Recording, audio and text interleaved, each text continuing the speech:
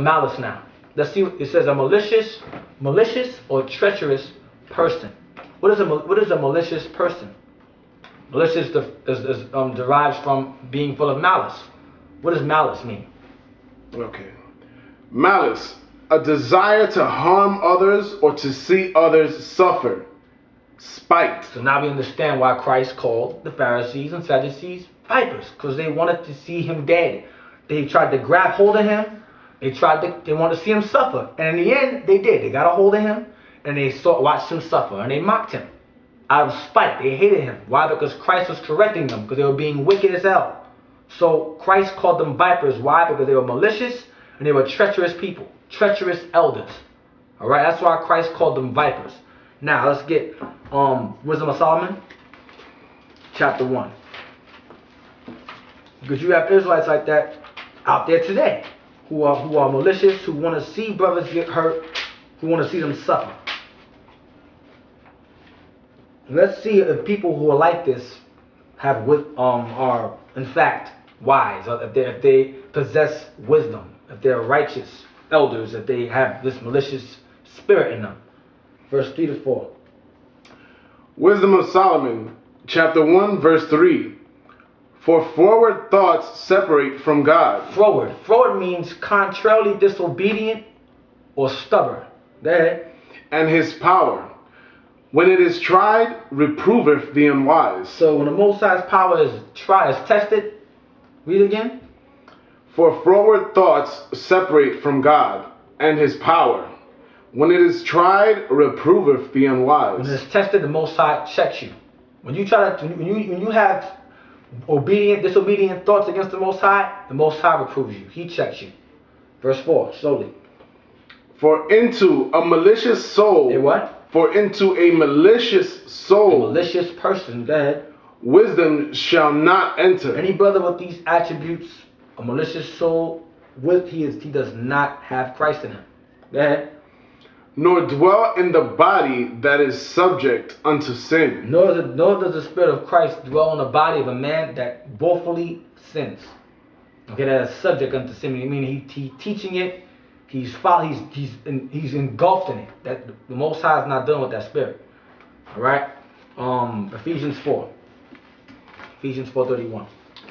So now we understand now that the Most High is not dealing with people who are a malicious spirit. And the Pharisees and Sadducees, the chief priests, they had this spirit on them. That's why they couldn't understand Christ. They could not understand him because they're full of this this malice and this hatred. All right. We're going to explain further on what it means to be called a viper. Does not mean at that time he was calling them MFers or a-holes. That's not what he's talking about. We just read at the dictionary that a viper is a malicious and treacherous person. Not a MFer or a-hole. What the scripture is that? And we're going to show you out the scriptures that Christ even explains what viper means. Ephesians 4 verse 31. Ephesians 4 verse 31. Let all bitterness and wrath and anger and clamor and evil speaking be put away from you. When you're walking in Christ, all bitterness, wrath, anger, clamor, meaning loud talk, all the yelling and screaming, you MFer, that's clamor. And all evil speaking should be put away from you. You walking in Christ, that shouldn't come out your mouth. All right? If you are in fact a true man of God. Go ahead. Be put away from you with all malice. With all what? With all malice. With all malice. You cannot be a malicious spirit walking in Christ. You cannot. Otherwise, you don't have no wisdom. Go ahead. And be ye kind one to another, tender-hearted, forgiving one another, even as God, for Christ's sake, hath forgiven you. Is Paul saying here, give him a hug on some love stuff? No, he's saying be kind one to another according to the commandments. Okay, show love one towards the other. When you read 2 John 6, love is keeping the commandments. Love your brother according to the scriptures, not according to hugs and kisses. We're not saying that at all. All right. Now go to let's see. I want you to go to the book of Colossians 3:8. Colossians chapter 3 verse 8. But now ye also put off all these: anger, wrath, malice. Hear that word again. Anger, wrath, malice. All these are in the same category because they all produce the same thing. Hatred. Go ahead. Blasphemy. Lies. Filthy communication out of your mouth. Curse. That's F-U, B-I-B's and A-holes. That's filthy communication. That's not scriptural whatsoever. Quickly ask yourself this question, brother. Every time you speak to one another, every time you communicate, when you're out there in the world, when you're amongst your families, is what you say profitable? Can someone take what you've said and grow as a person or grow in the body with that? Mm-hmm. It's like in the saying in the world, if you don't have anything nice to say, don't say anything at all. Exactly. The same thing applies in the scriptures. Exactly. More praises. So with that, I want you to read it one more time. Colossians 3 verse 8 again. Colossians 3 verse 8. But now ye also put off all these. Now also put off. Now that you're walking in Christ, you got to put all these away from you. All these things should not be in you anymore. Go ahead. Anger, wrath, malice, blasphemy, filthy communication out of your mouth. All right, so that's the key word now. I wanted out of there was the malice. Titus 3 verse 3. So you cannot be walking in this truth, following Christ, talking about F you nigga and MFer and F these B's and hoes. That's not scriptural, man. That's not scriptural at all, whatsoever. You're trying to create your own doctrine, because that's not in this Bible here. Okay, for those of you out there, repent from this madness and quit this, because we're not pushing love and talk real nice and low and love each other. We're not on that. We're teaching that certain foul language, F you and all that, that's not scriptural. That's not to edify. That's to belittle and to degrade. Because when we came here in slave ships, we learned that from our oppressors. They called us those words. It said F you effing this and that, you B-I-T-C. We weren't speaking that language when we got here. So we know that those words are used against us, and they trained us to use those words against each other. Alright? Titus 3 verse 3. Read that. Titus chapter 3 verse 3. For we ourselves... Read verse 2. I want 2. Verse 2.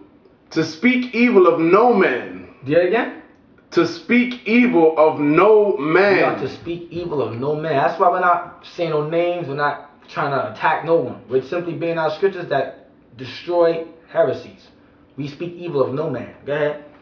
To be no brawlers. You want to fight, you want to punch somebody in the face, or you see a white man, punch him in the mouth. No. That's it. We're not to be brawlers. Scriptures say, do not abhor an Edomite. Exactly. They are as well God's creation, and He will deal with them in His own time. In His time. That's right. In His own time. Go ahead. To speak evil of no man, to be no brawlers, but gentle, showing all meekness unto all men. Or what? Showing all meekness unto all men. Showing meekness unto all men. You gotta be humble. Okay, you gotta know when to speak, know when not to speak. When Christ is presented before Herod, who was a so-called white man, Edomite, did Christ say, F you cracker? No, Christ was quiet. He was so quiet that the Edomite laughed at him. He laughed at him and gave him some clothes and sent him away. Because Christ used wisdom. Christ said, this man, when I come back, I'm gonna kill his entire family off. So why should I even bless him with my speech? I'll just keep quiet. Christ kept quiet when he was presented before Pontius Pilate. Pontius Pilate said, why don't you speak, defend yourself? All Christ was saying to him was, you say, thou sayest, thou sayest. He was calm, quiet. He didn't say, F you cracker, you're going to die. Christ wasn't doing that. I don't know where that spirit, I don't know where you're getting that from. But Christ did not do that. Christ, who was our high priest, our leader, was not doing that when he came across Edomites at all. When Edomites came in his path, he was very quiet. Alright? Go ahead. Verse 3. For we ourselves also were sometimes foolish. We were sometimes niggas in space. Okay, we were sometimes ignorant Negroes and Hispanics that did not know how to carry ourselves. Because society raised us. Society tells you it's okay to curse somebody out and call somebody a nigger or all that. No. That's not necessary. If you rebuke a brother with the scriptures, keep it moving. You don't need to add those words at the end of every sentence. Go ahead. Foolish, disobedient, deceived, serving diverse lusts and pleasures, living in malice. Living in what? Living in malice and envy, hateful, and hating one another. living in malice and envy.